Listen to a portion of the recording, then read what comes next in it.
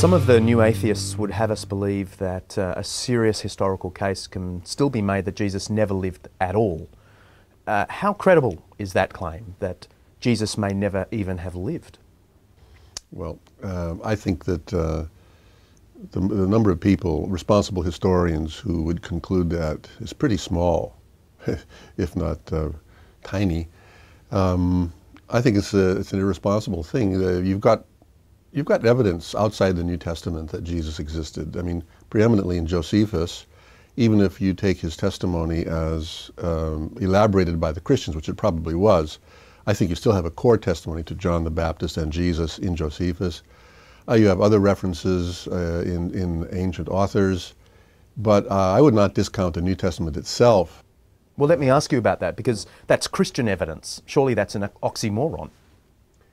That's true, but you have to have some kind of cause which is sufficient to account for the effects.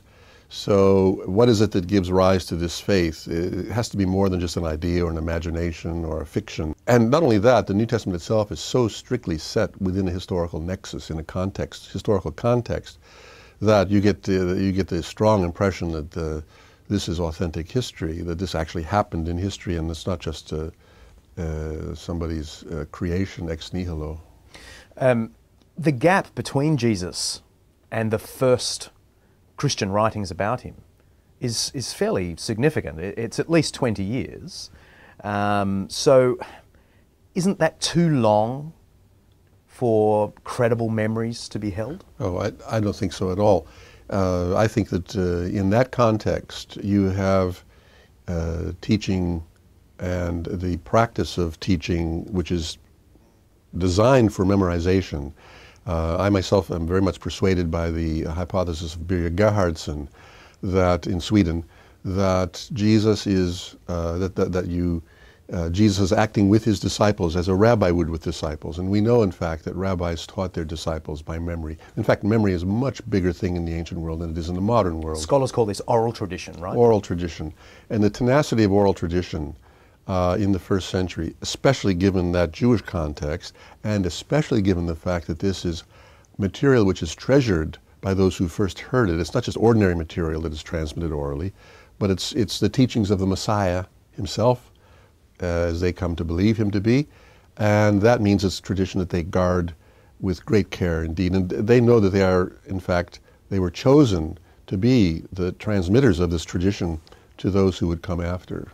I think to many moderns, the idea that you could memorize huge portions of teachings, not to mention, whole stories accurately over a 20-year period, just beggars belief. So help me understand how it worked and how we know it worked.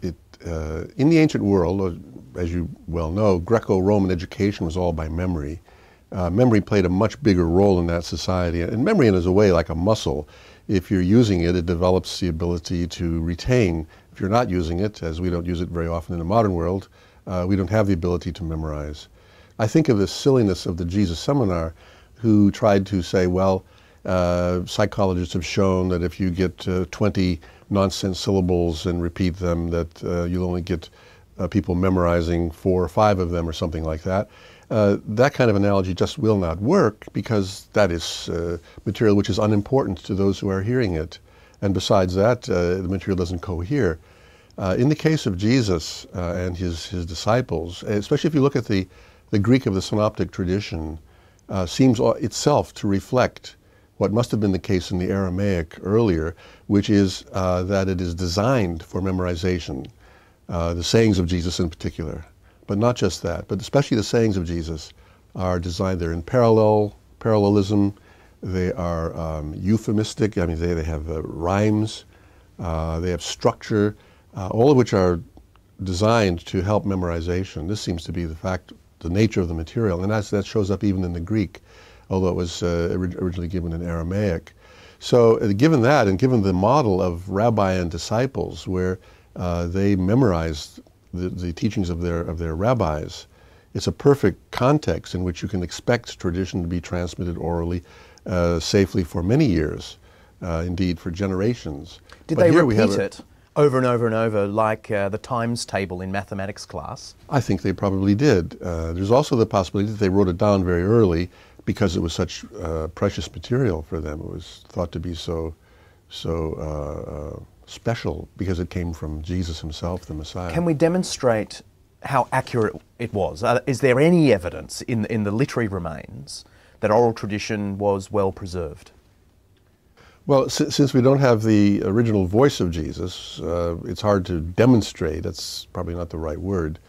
I think we have reason. I think we have sufficient reason to believe that this material is trustworthy in the main. Not that there was not room for some slight variations, but that this material was deliberately handed on by the disciples and then the disciples of the disciples, very much on the order of the Jewish model of rabbi and disciple.